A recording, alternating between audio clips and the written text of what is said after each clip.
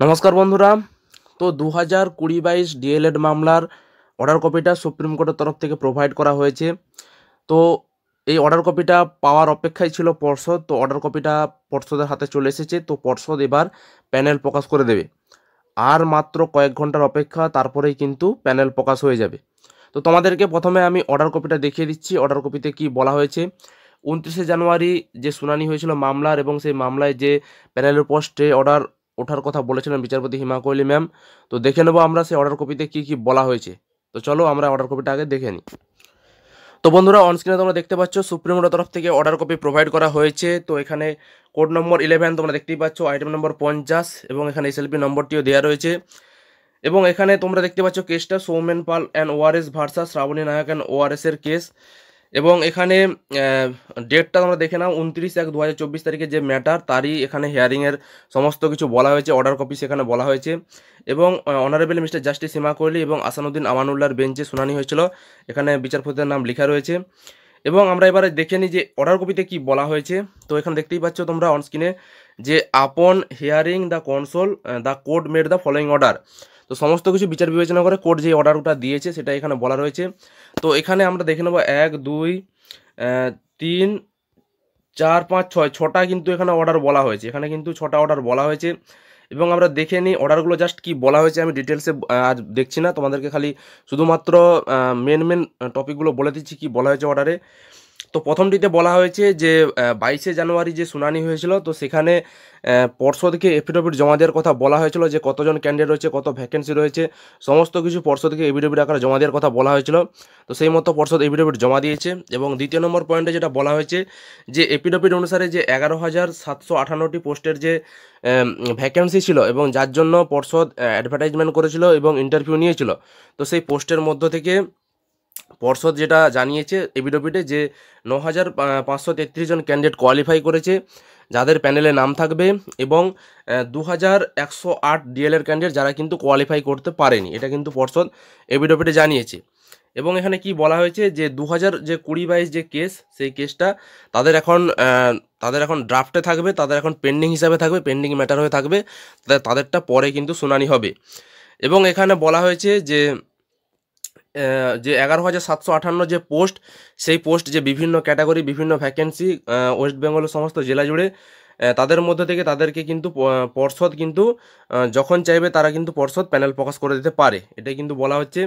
এই যে এখানে বলা হয়েছে the letter of appointment to be issue successful candidate shall also specify state of appointments will be subject to outcome of the present petitions. তো এখানে পরিষ্কার বলা হয়েছে যে পর্ষদ চাইলে এদের অ্যাপয়েন্টমেন্ট দিতে পারে। এবং আরেকটা কি বলা হয়েছে 4 নম্বর পয়েন্টে যেটা বলা হয়েছে যে the board shall conduct final interview and aptitude test for the candidate from 2020-22 DElEd course and submit report within 6 week from today with copies furnish the other side. তো এখানে যেটা বলা হলো যে যেটা 2020-22 যে মামলা, যে মূল মামলাটা, সেই মামলায় 2020-22 যারা ডিএলএড ক্যান্ডিডেট তাদের ইন্টারভিউ নিয়ে নিতে বলেছে। কোর্টের তরফ থেকে অর্ডার দেওয়া হয়েছে যে তাদের যেন ইন্টারভিউ নিয়ে নেওয়া হয়, 6 সপ্তাহের মধ্যে থেকে যেন ইন্টারভিউ নিয়ে নেওয়া হয়, ইন্টারভিউ কমপ্লিট করে দেওয়া হয়। এবং তারপর সেই ইন্টারভিউর পর তাদের যে কপিগুলো সেগুলো যেন কোর্টে জমা দেওয়া হয়, সেটা উভয় পক্ষকে যেন দেওয়া হয় কোর্টে এবং জমা দেওয়া হয়। এটা কিন্তু বলা হয়েছে ইন্টারভিউ এবং অ্যাপটিটিউড টেস্ট দুটোই যেন বোর্ড নিয়ে নেয়।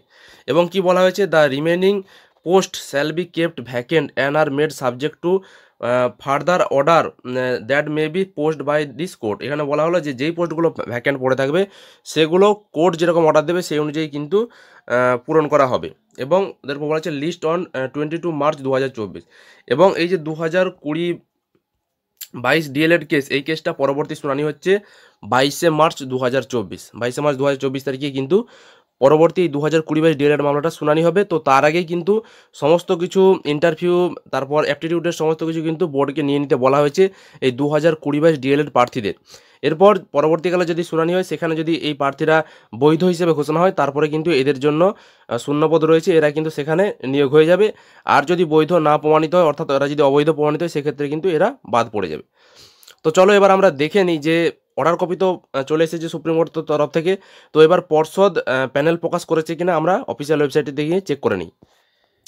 তো বন্ধুরা, আমি West Bengal board of primary education official ওয়েবসাইটে চলে এসেছি। তো এখানে আমি দেখে নিই যে নোটিশে কি বলা হয়েছে। তো আমি যদি এখানে নোটিশ সেকশনে ক্লিক করি, তো নোটিশ সেকশনে ক্লিক করলে আমি এখানে দেখে নেবো যে নোটিশে কিছু বলা হয়েছে কিনা, নোটিশ আপলোড হয়েছে কিনা।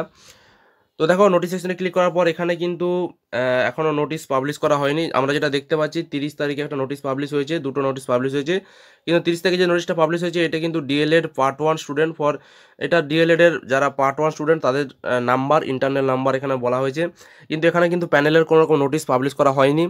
তো দেখো যেহেতু সুপ্রিম কোর্টের তরফ থেকে যেটা 29 তারিখের যে অর্ডার কপি সেটা কিছু কয়েক ঘন্টা আগেই পাবলিশ করা হয়েছে, তাই সেটা অর্ডার কপিটা পর্ষদের কাছে পৌঁছানোর পর কিন্তু পর্ষদ প্যানেল প্রকাশ করে দেবে, এমনটাই কিন্তু জানিয়েছিল পর্ষদ। তো কিছুক্ষণ ধৈর্য ধরতে হবে, কারণ হয়তো আজ সন্ধ্যে নাগাদ কিংবা কালকের দিকে হয়তো পর্ষদ প্যানেল প্রকাশ করে দিতে পারে, তাই কিছুক্ষণ ধৈর্য ধরতেই হবে। তো সময়ের অপেক্ষা, আর মাত্র কয়েক ঘন্টার অপেক্ষা, তারপরে কিন্তু পর্ষদ প্যানেল প্রকাশ করে দেবে।